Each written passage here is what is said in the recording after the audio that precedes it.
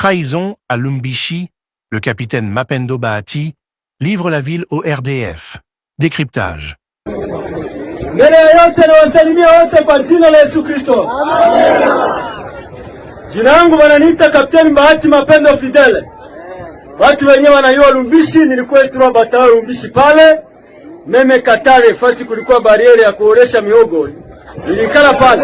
Wale watu walikuwa wanaenda uza miogo kuchunguti kule, kuleta mafuta, walikuwa wananipitiaga tuko nasema kila mtu atoshe miogo 10 ya kuora. Mimi niko FRDC, nimefika hapa namna gani? Wakati yenyewe tulienda kuvita, tupande twende kuvita tugombane na wandugu wa M23. Wakati ya kwanza wao walikuwa waliniambia wenye wanakuja ni General Baudouin, ni General Kakufe, General wale wote wa general waliniambia, nikakuta ni wale wenye tulikuwa nabo ndani ya RCD, wenye tulikuwa nabo ndani ya gouvernement, ambao waliona mbali, wakaona unyanyasi, chuki, ubaguzi, siasa mbaya yenye ilikuwa ndani ya FRDC, wakaamua kuunga chama ili wakomboe wananchi wanaoumia ndani ya hizi maeneo. Ndio maana na mimi niliamua nikuje niungane nao. Nilishika silaha yangu nikasabua. Nikaenda nikasema fasi ndakuta wajeshi wa M23 hawawezi nipiga risasi bila kuniuliza wewe jeshi moja unaenda wapi. Wakati walinisimamisha nikajitambua. Mimi nimeamua kutumika pamoja na ninyi. Nao wakasema karibu sana, ndio maana mnaona nafika mahali hapa. Bwana wetu awe pamoja nasi. Il y a eu trahison dans les rangs de nos militaires et j'étais en train de chercher les noms et les grades de ce militaire qui nous a trahis. Voilà, l'identité du traître vient d'être donnée il y a quelques minutes seulement, que je viens de recevoir tout sur l'individu. Cet homme, il s'appelle Monsieur Mapendo Bahati Fidele. Mapendo Bahati Fidele était, parce qu'il ne l'est plus, était capitaine de l'armée congolaise à l'entrée de la cité de Lumbishi. Donc c'est lui qui était là-bas avec l'armement et tout. Or, ce dernier, c'est un ancien du RCD. C'est pourquoi nous avons dit qu'il faut qu'on puisse enlever tous les militaires qui sont à l'Est, les militaires qu'on a trouvés, que Kabila avait laissés, parce que ces militaires ne sont pas des militaires congolais, ce ne sont pas des militaires FARDC. C'est des militaires qui sont venus dans les brassages mixages. Ils portent les tenues FARDC, mais leur âme, leur esprit, ce sont des militaires de l'armée rwandaise. Un choc pour la République démocratique du Congo.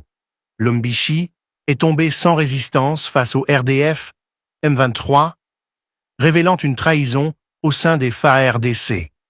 Découvrez l'histoire explosive du capitaine Mapendo Bahati Fidele, son rôle dans cette tragédie et les implications pour l'avenir de l'armée congolaise. Plongez dans les détails de cette affaire qui secoue la nation.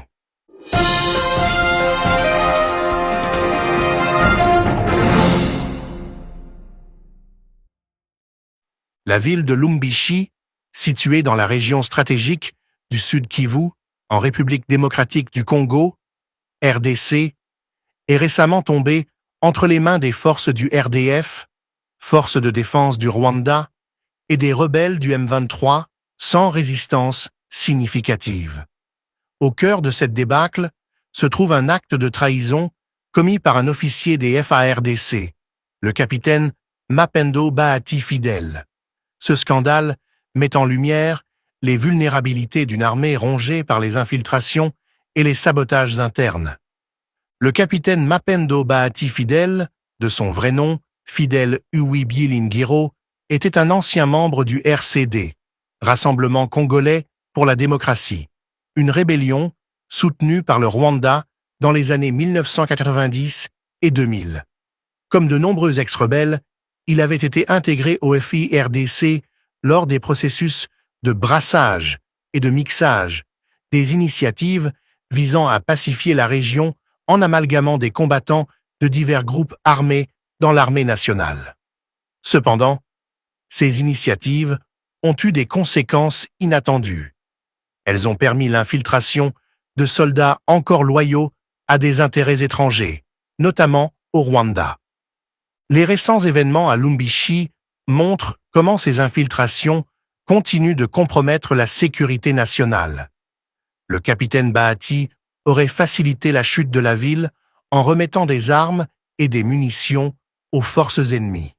Selon des témoins, il aurait également saboté les lignes de défense, permettant au RDF M23 de pénétrer sans rencontrer d'opposition. Dans une déclaration diffusée sur les réseaux sociaux, le capitaine Bahati a confirmé son rôle dans la chute de Lumbishi. Il a avoué avoir délibérément saboté les efforts des FARDC et livré des informations cruciales aux forces du M23. Quand j'ai rejoint les FARDC, j'ai découvert que de nombreux officiers supérieurs étaient des anciens, du RCD, comme moi, a-t-il déclaré. Les discriminations et les politiques internes m'ont poussé à rejoindre un mouvement qui, selon moi, allait libérer la région. Sa confession met en lumière un problème plus vaste. De nombreux soldats, intégrés au FARDC après des accords de paix, restent fidèles à leurs anciens groupes ou pays d'origine. Cette situation a permis au Rwanda d'exploiter ses failles pour mener des incursions efficaces dans l'est de la RDC. La trahison du capitaine Bahati a provoqué une onde de choc au sein des FARDC et parmi la population congolaise. Les citoyens exigent des mesures immédiates pour purger l'armée des éléments infiltrés et restaurer la confiance dans les institutions militaires. Depuis plus de 2 décennies, l'armée congolaise a souffert d'une inefficacité chronique, souvent attribuée à la présence de ces infiltrés. Des généraux aux soldats de rang inférieur, les ex-rebelles, intégrés lors des processus de paix, continuent de nuire à l'unité et à la capacité opérationnelle de l'armée.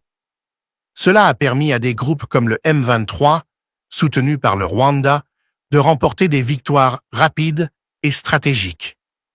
La chute de Lumbishi a également ravivé le débat sur l'avenir des FARDC. De nombreuses voix, tant au sein de la société civile que parmi les analystes militaires, appellent à une réforme en profondeur de l'armée.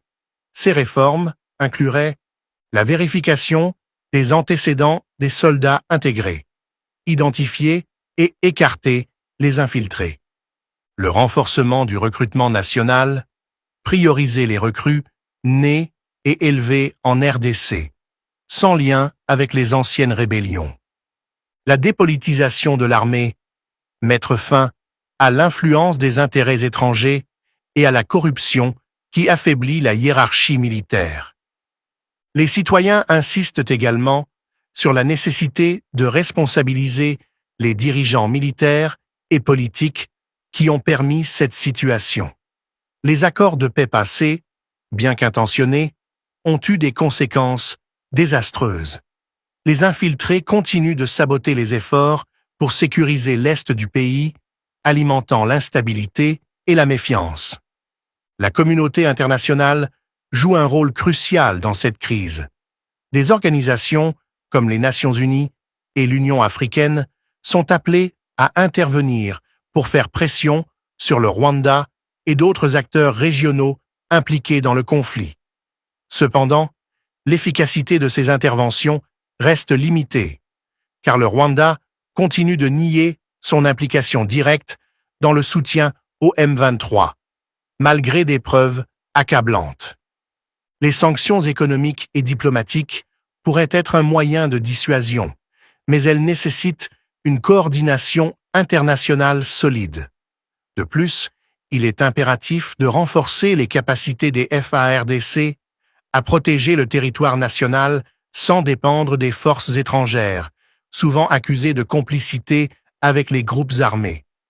Dans son discours, le capitaine Bahati a évoqué un combat spirituel dans l'est de la RDC, déclarant que la victoire est encore possible grâce à l'intervention divine. Cette déclaration reflète une croyance largement répandue parmi les Congolais, selon laquelle la crise actuelle dépasse le domaine militaire et politique pour toucher à l'âme même de la nation.